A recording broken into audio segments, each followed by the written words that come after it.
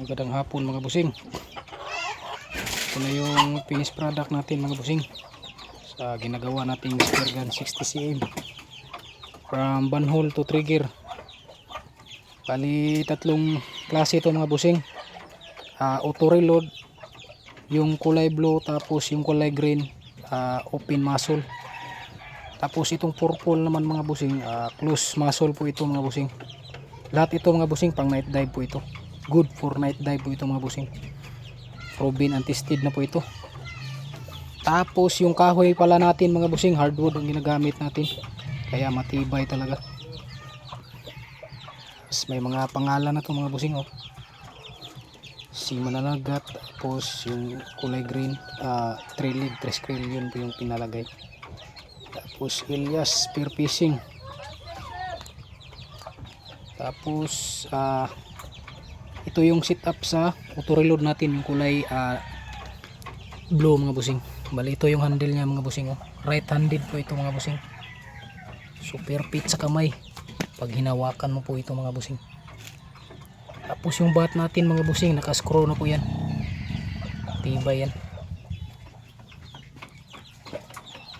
Tapos ito yung setup sa ilalim ng stopper natin mga busing sa auto reload natin oh. May dalawang rubber sa ilalim. Bali kumbaga pag nag-release na yung rubber natin mga busing, yung pressure niya hihilain ng dalawang rubber sa ilalim. Kaya safe yung ano natin, yung stopper natin dito, hindi matamaan. Tas malinis siya mga busing. Tas matibay, proven and tested na po ito kasi ito yung gamit ko mga busing pag nag night dive ako. Yan. Bali yung rubber natin mga busing is 12mm small ID, 1.5 mm yung inside diameter niya mga busing. Tapos Aklanon brand po ito mga busing. Sulit yung rubber ni Aklanon mga busing, solid. Tapos ito yung flapper natin mga busing oh. Yung kagandahan ng flapper natin mga busing is kusang naglalak po ito mga busing pag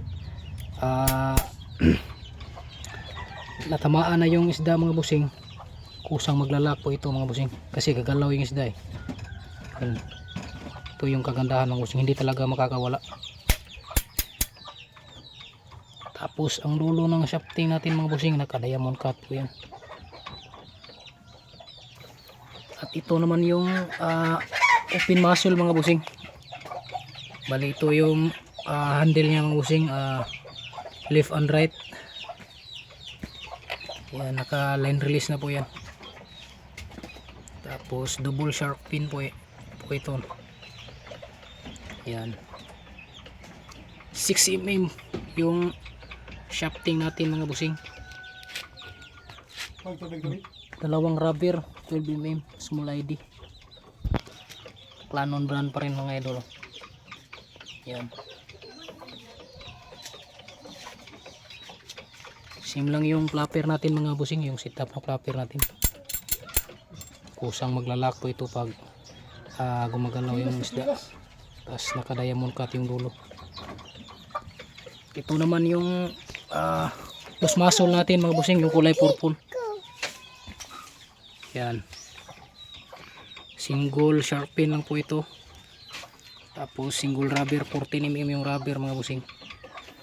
Tapos ito yung ano niya, loose muzzle niya. Tapos ito yung lubid niya mga busing. No.